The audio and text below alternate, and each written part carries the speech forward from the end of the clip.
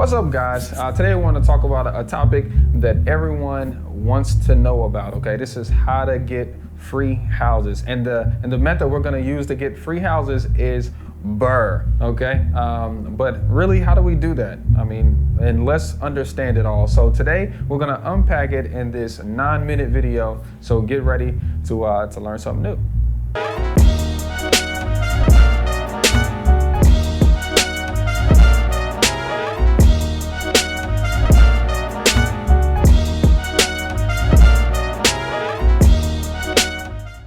What's up, guys? It's your boy Sawan Belcher. This is me taking action on Instagram. If you guys will go follow me over there, you'll kind of see the day-to-day of how we're actually doing deals, and yeah, I'll even like record like some appointments, even me making phone calls. You'll see right there on Instagram. So here on YouTube, we teach so you can learn, so you can implement. There on Instagram, we actually show what we do on the daily. Okay, so definitely follow us over there as well. Now, if this is your first time following us, we typically talk about business, finance, leadership, and how to make as much money as possible during a 30-day period of time, while cherry picking the very best houses, for yourself. So if you like talking money, definitely go ahead and subscribe and like the video. But the first key to having a most successful or the best successful buy, renovate, rent, and then refinance deal, okay, and BRRRR deal is the most important thing, is that you actually know your numbers, okay? Is that you actually know your numbers. Now, the numbers that are involved with knowing your numbers are, number one, the purchase price of the property, how much it will cost you to renovate it, okay? Not just those costs, but soft costs as well. So utilities, dumpsters, if you have an HOA dues during that time, insurance, property taxes, all of those costs. And then also, another number that's very important is your loan to value. Okay, what loan to value are you gonna get in 6 to 8 months when you go to do this refinance? Okay, really, when you refinance the property, what will your payment be in 8 months? Because what your payment will be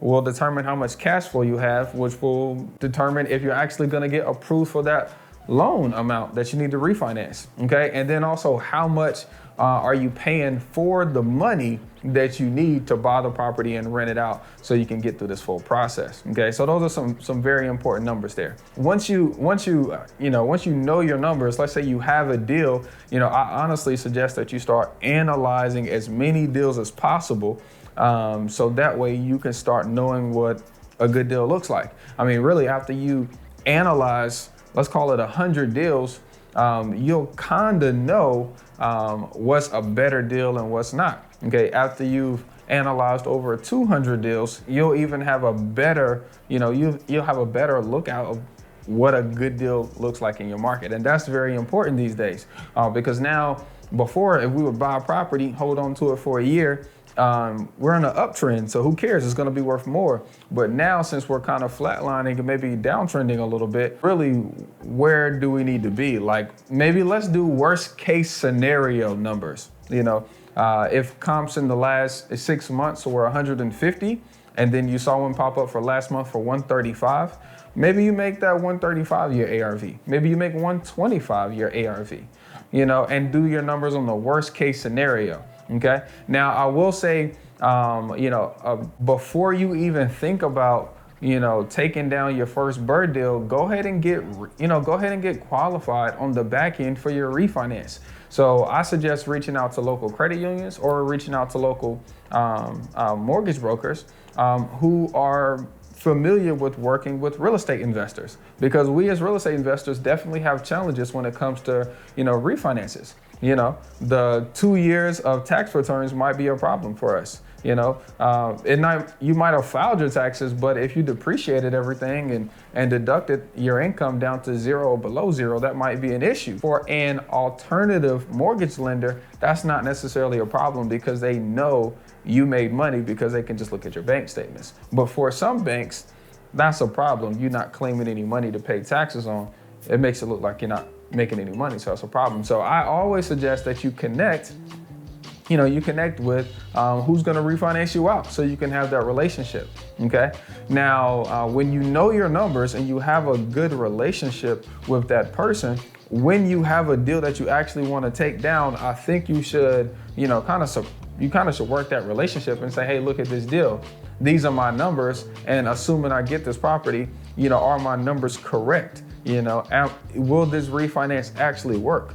That's really important that we stress right now, because if you pick up 5 rental properties in 1 month and you got to refinance them all in 8 months, but you have to bring $6,000, $7,000, $8,000 to close on each one of them in order to keep the property, you're going to end up foreclosing on them. And that's not what we're not trying to do the work so we can give the properties back to our private money guys so they can make a big spread on selling the properties. We're not trying to do that. We're trying to use an opportunity to capture a deal and then buy a house with someone else's money and then refinance it out and not have to use any of our own money to create an asset that's throwing off money every single month. Okay. So now once you know your numbers, once you got a team that's going to help you refinance it, okay, and you're actually making offers at this point, I really want to stress to you guys that timelines are everything, okay? Now, the more you start to do the business, the more you'll realize that some lenders are okay with not waiting a seasoning period to do the refinance. Seasoning is typically 6 months for some people, but after you get relationships, you'll find banks that'll do it in 3 months. But timing is everything, okay? Because your private money cost or your hard money cost up front can eat you up, okay? Now, I have a really good program that I run a lot of my private money guys through is a short-term note, and we do a no payment compounded interest, for 6 to 8 years, okay? And I'll leave a link below to my Raising Private Money to Wealth course, where I show you guys how I'm raising money to do my deals. And how I'm finding those peoples and kind of how I'm structuring those deals. But I do a no payment note. So number one, I can be stacking up my reserves for the refinance, okay? Because we need reserves to get the refinance done. Number two is so I can manage my expenses, because if I'm doing the rehab and the rehab takes me 3 months, I could be coming out of pocket money every month, making it negative, okay? And then also if we get to month 8, and I'm still, for whatever reason, I got a tenant in there now, but they haven't been paying, that could really turn out to be a sour issue for you. But if you have a no payment note, if you have your private money loan structured the right way, it'll make it easier for you to refinance, okay? I promise you. Now, the last thing I want you guys to do is just do it again, okay? When you guys understand your numbers, you're analyzing deals, okay? When you guys have a good team up front, they give you kind of like a criteria to stay within for your refinances, a good loan to value, kind of like in a roundabout, I'm gonna be able to get you 30 years or I'm only gonna be able to get you 15, okay? It's okay to have multiple. It's okay to have a mortgage broker and a local bank. So like Mr. Lee Burris over at American National, he's doing a refinance for me on Friday. But Miss Brandy Sams, who's a mortgage broker, she's doing a refinance for me on Oak. We got an appraisal in a couple weeks. So it's okay to have multiple people that you work with, because the more banking options you have, the more likely you're gonna be successful in this.